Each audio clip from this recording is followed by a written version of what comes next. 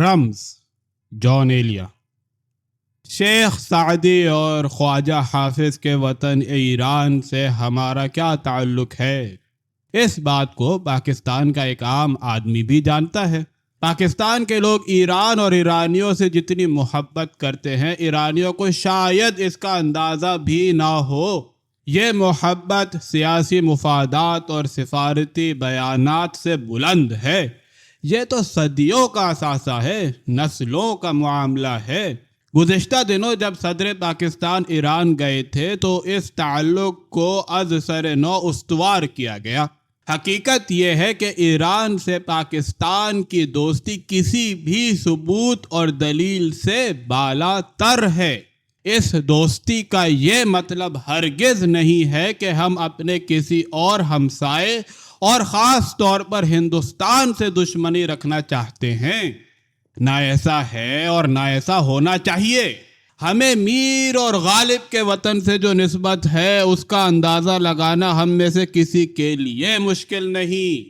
اس کے باوجود حقیقت یہ ہے کہ ہم ایک دوسرے کے بدترین دشمن ثابت ہوئے ہیں، اور یہ ایک دردناک حقیقت ہے۔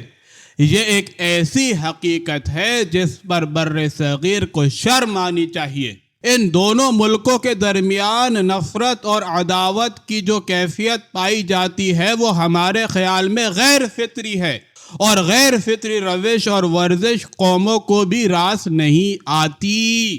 ہم نے دیکھا ہے کہ ہندوستان اور پاکستان کو اس نفرت نے تباہ حالی کے سوا اور کچھ بھی نہیں دیا۔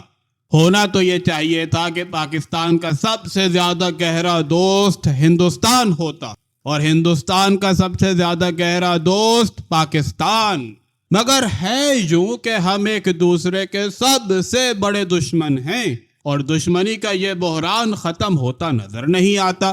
نہ سیاست داں اس بحران کو ختم کر سکے اور نہ حکمراں۔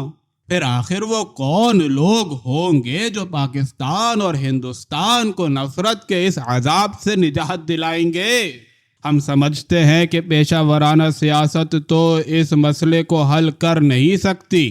اگر اس مسئلے کو حل کرنا ہے تو پھر انسانی شعور اور تہذیبی دانش کا سہارا لینا پڑے گا۔ سوچنا پڑے گا کہ اس دشمنی نے تاریخ اور تہذیب کے کتنے اعتبارات کو تباہ کر کے رکھ دیا ہے۔ ان دونوں ملکوں کا معاملہ اپنی جگہ ایک عجیب معاملہ ہے۔ یہ دونوں ملک ایک دوسرے سے اس قدر مربوط ہیں کہ ان کے درمیان کسی گہری کیفیت کے سوا اور کوئی کیفیت پائی بھی نہیں جا سکتی۔ یہ دونوں یا تو ایک دوسرے کے جانی دشمن ہو سکتے ہیں یا جگری دوست۔ درمیان کی کوئی صورت ممکن نہیں۔ یہ ایک ایسی صورت ہے جس پر سنجیدگی سے غور کرنا چاہیے۔ اس میں تاریخ کا ایک گہرا رمز پوشیدہ ہے، اسے سمجھنا چاہیے۔ اگر ہندوستان اور پاکستان نے اس رمز کو سمجھ لیا تو پھر وہ دوستی ہی کے حق میں فیصلہ کریں گے، مگر مشکل یہ ہے کہ سیاست کے بے روح ذہن اور خشک دماغ کے لیے اس رمز کو سمجھ لینا شاید ممکن نہ ہو۔ دوستی اور آشتی کے لیے باتوں سے زیادہ عمل کی ضرورت ہے۔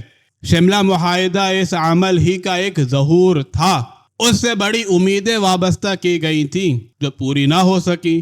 افسوس یہ ہے کہ اس معاہدے کو سازگار ماحول نہ مل سکا۔ اگر ہندوستان نے جنگی قیدیوں کو واپس کر دیا ہوتا تو سازگار ماحول پیدا ہو جاتا۔ ہندوستان کا کہنا یہ تھا کہ جنگی قیدیوں کی واپسی بنگلہ دیش کی رضامندی کے بغیر ممکن نہیں، مگر قاعدے کی بات یہ ہے کہ انہیں جنگ کے بعد فوراً چھوڑ دیا جاتا۔ اب پاکستان کی طرف آئیے۔ ہندوستان اور بنگلہ دیش نے جنگی قیدیوں کی واپسی کے لیے پاکستان کو ایک پیشکش کی، اگرچہ یہ پیشکش مشروط تھی، مگر مشروط ہونے کے باوجود صورتحال کے پیش نظر پاکستان کے سنجیدہ طبقے نے اسے فراخ دلانہ پیشکش قرار دیا۔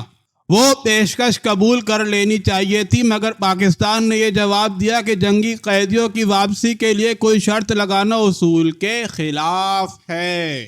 جو کچھ بھی ہمارے سامنے ہے، سکہ بند سیاست کی روح سے شاید یہ سب کچھ ٹھیک ہو، مگر ہمارا خیال یہ ہے کہ بر صغیر کے مسئلوں کو خالص سیاسی انداز سے حل کرنا ممکن نہ ہوگا۔ سیاست کا کام سلجھانا نہیں ہے، الجھانا ہے۔ ان مسئلوں کو حل کرنے کے لیے تاریخ کی زندہ حقیقتوں کو سامنے رکھنا چاہیے۔ یہ وہ زندہ حقیقتیں ہیں جو پاکستان اور ہندوستان کے چپے چپے پر تحریر ہیں۔ ہم ایران اور پاکستان کی باہمی دوستی کے بارے میں لکھ آئے ہیں۔ پاکستان میں صدیوں کی اس زندہ حقیقت کا سب کو احساس ہے اور اس کے بارے میں کچھ کہنے کی ضرورت ہی نہیں ہے۔ شیراز اور لاہور کے درمیان کیا تعلق ہے یہ سبھی جانتے ہیں، مگر لاہور اور دلی کا کیا رشتہ ہے یہ بھی کسی کو نہیں بھولنا چاہیے۔